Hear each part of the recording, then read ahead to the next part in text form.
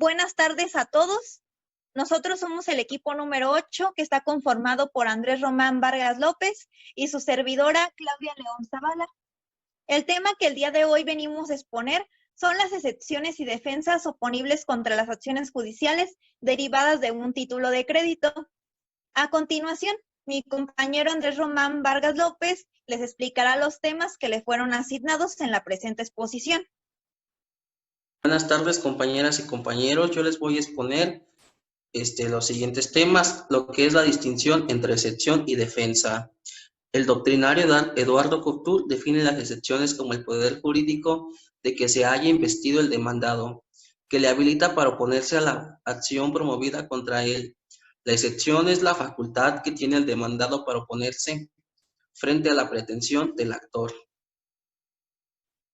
Concepto de excepción. Hugo Rocco entiende bajo la palabra excepción lo siguiente: es la facultad procesal comprendida en el derecho de contradicción en el juicio que corresponde al demandado para pedir a los órganos jurisdiccionales declaren cierta la existencia de un hecho jurídico que produce efectos relevantes frente a la acción ejercitada por el actor. Hugo Alsina es citado por Eduardo Pallares y establece que la palabra excepción tiene tres acepciones, a saber, en sentido amplio la designa toda defensa que se opone a la acción. Es un sentido más restringido, comprende toda la defensa fundada en un hecho impeditivo y extintivo de la acción. En sentido estricto es la defensa fundada en un hecho impeditivo o extintivo, que el juez puede tomar en cuenta únicamente cuando el demandado lo invoca. La excepción en un sentido estricto se incluye en el ejercicio del derecho de defensa e implica el surgimiento de nuevos o diferentes hechos o derechos encaminados a excluir, dilatar, repudiar o anular la acción procesal iniciada por el actor. A su vez, la excepción se presenta vinculada, por un lado, a la conducta de impedir que se pronuncie una sentencia de fondo, o bien, si se dicta dicha sentencia, está dentro de su contenido, produzca la absolución de la demanda.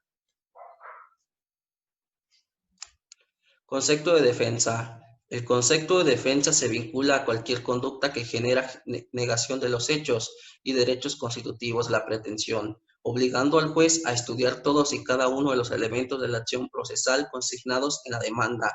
En otras palabras, es el uso genérico de la facultad para defenderse. Excepciones de carácter procesal. La excepción procesal se encuentra sometida al principio de justicia rogada, que significa que solo puede hacerse por el interesado y por cada uno de los demandados si hubiere pluralidad de ellos. En el Código de Comercio, en el artículo 1122, se nos dice que son excepciones procesales las siguientes: la incompetencia del juez, la litispendencia, la conexidad de la causa, la falta de personalidad del actor o del demandado, o la falta de capacidad en el actor.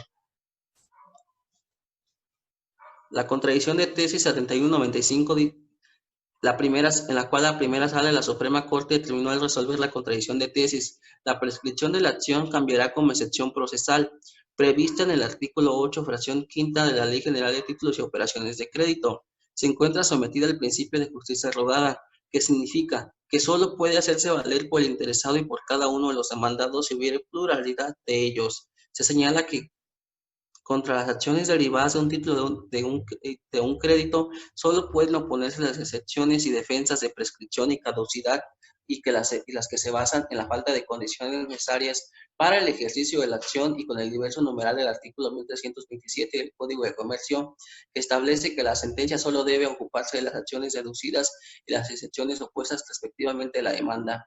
Esto no estuvo en la posibilidad de poner excepciones. Consecuentemente, el juez natural está impedido para analizar de oficio la excepción de prescripción, pues de hacerlo estaría violando el principio de congruencia que debe existir en cada resolución, en resolución con los diversos de debido proceso y legalidad establecidos en la Constitución Política de los Estados Unidos Mexicanos. Excepciones relativas al título considerado como documento formal. No existen en la ley disposiciones que limiten de modo especial la capacidad de ejecutar los actos de comercio, consistentes en suscribir títulos de crédito. Por lo mismo, la ley establece todos los que tengan capacidad legal para contratar conforme a las leyes podrán ejecutar las operaciones a que se refiera la ley, salvo aquellas donde se requiera concesión o autorización especial. También se dice que cuando en un juicio mercantil se ofrece la confesional a cargo de la autora y no asiste a absolver posiciones, la respectiva declaración de confeso en el sentido de que se hizo el pago del adeudo es eficaz y prueba plenamente ese hecho cuando no exista otra prueba en contrario. A continuación, les hablaré acerca de las excepciones por falta de condiciones necesarias para el ejercicio de la acción. Estas excepciones invocan necesariamente las normas de derecho material y las concernientes a las consideraciones necesarias para el ejercicio de la acción, es decir, se fundan en normas de derecho procesal, se designan respectivamente con el nombre de excepciones materiales y procesales. Las excepciones personales. Cabe mencionar que anteriormente, como venimos tratando, las excepciones y defensas que a lo largo hemos visto anteriormente, sobre todas culmina y prepondera la clasificación basada en el carácter personal o real de la excepción, o en otros términos, en la eficacia y el alcance de la misma. Una de las características de estas excepciones personales, como se afirma, consiste en que son ejercitables exclusivamente contra determinados poseedores en razón de la peculiaridad de la situación jurídica en que estos se encuentran con respecto al deudor demandado. La excepción de falta de personalidad. Esta excepción de falta de personalidad del actor, al hacerse valer dicha excepción, deben ofrecerse los medios de prueba que se fundamenten, tramitándose con las reglas de los incidentes, es decir, una vez vista la parte actora por 3 días para que manifieste lo que a su derecho convenga y en su caso aporte medios de convicción. Desahogados estos medios de convicción, es importante que tomemos en consideración lo que se establece en el artículo 1126 de nuestro Código de Comercio, que nos establece que en la excepción de falta de personalidad del actor o en la objeción que se haga a la personalidad del que representa al demandado, cuando se declare fundada una u otra, si fuere subsanable, el tribunal debe de conceder un plazo no mayor de 10 días para que éste se subsane. De no hacerse así, cuando se trate de la legitimación al proceso por el demandado, se continuará el juicio en rebeldía de éste. Y si no se subsana la del actor, el juez de inmediato debe de sobreseer el juicio y devolver los documentos. Del precepto transcrito se desprende que siendo fundada la excepción, si es subsanable la deficiencia, se concede un plazo de 10 días para poder subsanar.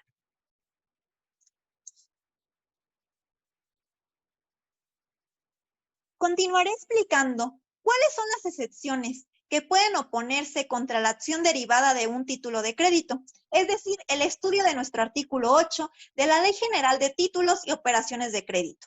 Como podemos ver en nuestra diapositiva, el artículo 8 de nuestra ley establece con carácter limitativo cuáles son las excepciones que pueden oponerse contra la acción derivada de un título de crédito. Este artículo 8 nos señala las siguientes defensas y excepciones que se pueden oponer contra las acciones derivadas de un título de crédito. Podemos ver lo que se establece en la fracción 1 de dicho artículo, que son las de incompetencia y la de falta de personalidad en el actor. Es decir, esta excepción son de carácter eminentemente procesal y dilatorio. La competencia es un presupuesto esencial para el ejercicio de toda acción, como lo es también la personalidad del actor. Nuestra fracción 2 nos establece que son aquellas que se funden en el hecho de no haber sido el demandado quien firmó el documento, que por consiguiente nos dice que es una excepción que se basa en la literalidad, ya que sin la firma de una persona conste material y literalmente en nuestro documento, dicha persona no puede tener obligación alguna derivada del documento. En los títulos de crédito debemos de recordar que generalmente toda obligación es derivada de una firma. En nuestra fracción 3 se señala que son excepciones y defensas las de falta de representación de poder bastante o de facultades legales en quien suscribió el título a nombre del demandado, salvo lo dispuesto en nuestro artículo 11 de la Ley General de Títulos y Operaciones de Crédito. Es decir, es una excepción semejante a la anterior, ya que no esté debidamente facultado, podrá suscribir un título de crédito a nombre de un tercero. Esta excepción solo podrá ser opuesta de buena fe, y si el demandado dio lugar conforme a los usos del comercio, con actos positivos o con omisiones graves, a que se crea que alguien está facultado por él para suscribir títulos de crédito.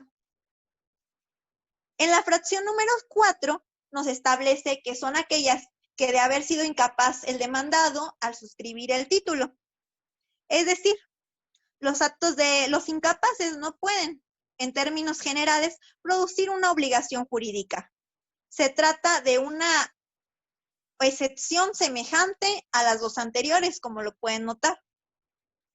La fracción 5 nos dice que son aquellas fundadas en la omisión de los requisitos y menciones que el título o el acto en el consignado deben llenar o contener, y la ley no presume expresamente, o que no se hayan satisfecho dentro del término que señala nuestro artículo 15 de la Ley General de Títulos y Operaciones de Crédito. Esta es una excepción relativa a la literalidad del título. Precisa los requisitos esenciales para que un documento sea título de crédito, y sin tales requisitos de ninguna manera podrá decirse que se produce la acción propia de esta clase de documentos. La fracción 6 nos establece que son aquellas de alteración del texto del documento o de los demás actos que en él consten, sin perjuicio de lo dispuesto en el artículo número 13. Esta sección nos da a referir que también a la materialidad del documento y a su literalidad. Debe distinguirse, en caso de alteración del documento, la situación de los signatarios anteriores a la alteración y la de los posteriores. De acuerdo a lo que establece en el artículo 13, los anteriores quedarán obligados conforme al texto primitivo, al antiguo, y los posteriores que son nuevos. Esto es, los que suscribieron el título y alterado se obligarán conforme al nuevo texto. La fracción número 7 nos establece que son aquellas que se funden en que el título no es negociable. Se refiere esta excepción a la naturaleza del título y a su materialidad. La fracción número 8 dice que son aquellas que se basen en la quita o el pago parcial que consten en el texto mismo del documento o en el depósito del importe de la letra en el caso del artículo 132. Es decir, una excepción contenida en la primera parte de esta fracción se funda también en el principio de literalidad, ya que todo abono a cuenta o pago parcial para ser válidos respecto de terceros debe constar en el documento mismo.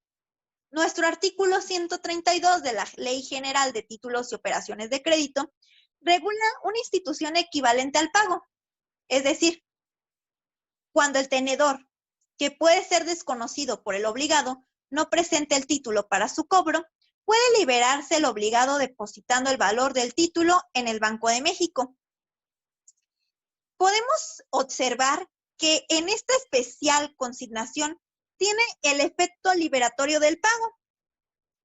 Es decir, la excepción contenida en la primera parte de la fracción número 8 se funda también en el principio de literalidad, ya que todo abono a cuenta o pago parcial, para poder ser válidos respecto de terceros, debe de constar en el documento según lo que ya indiqué. Nos dice la fracción número 9 que son aquellas que se funden en la cancelación del título o en la suspensión de su pago, ordenada judicialmente, en el caso de la fracción 2 de nuestro artículo 45. Podremos notar que una vez que nos ocupemos en la cancelación de títulos de crédito, pero en relación con la fracción transcrita, cabe adelantar que por cancelación quedan desincorporados esos derechos que al título incorporaba y que por tanto el título ya no puede producir acción cambiaria con la base de tales derechos. Nuestra fracción número 10 nos dice que las de prescripción y caducidad y las que basen en la falta de las demás condiciones necesarias para el ejercicio de la acción. Es decir, se trata de elementos relativos a la existencia misma de la acción, considerada objetivamente y que en todo caso se derivan del principio de literalidad, ya que del título mismo se desprende cuando la acción de él derivada ha prescrito o ha caducado. Por último, tenemos dos fracciones en este artículo 8, que nos dice que son las personales que tenga el demandado contra el actor. Y por último, la fracción número 12, que es la declaración especial de ausencia de quien firmó en los términos que la legislación especial en la materia establezca. Les voy a hablar ahora acerca de la incompetencia y falta de personalidad. Debemos decir que antes de hablar de la excepción de incompetencia, debemos de conocer y aplicar lo denominado competencia. Cipriano Gómez Lara nos habla que la competencia puede definirse como un ámbito, una esfera o un campo dentro del cual un órgano de autoridad puede desempeñar válidamente sus atribuciones y las funciones. Y lo comparamos con un argumento que Eduardo Couture nos señala.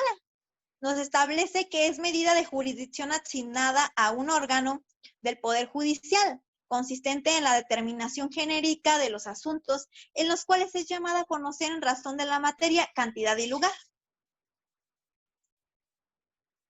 Otro autor nos establece que es el conjunto de las causas, es decir, aquellos procedimientos y procesos en los que se puede ejercer, según la ley, su jurisdicción, es decir, las facultades consideradas dentro de los límites en que les son conferidas. Carlos Cortés Figueroa a la vez nos dice que competencia, desde el punto de vista procesal, no es parte de la jurisdicción, sino la medida o contenido de su ejercicio, y de ahí el que se le conceptualice como la medida de la facultad otorgada a un órgano jurisdiccional, donde plenamente ejerce sus funciones. Ahora procederé a hablar de la incompetencia.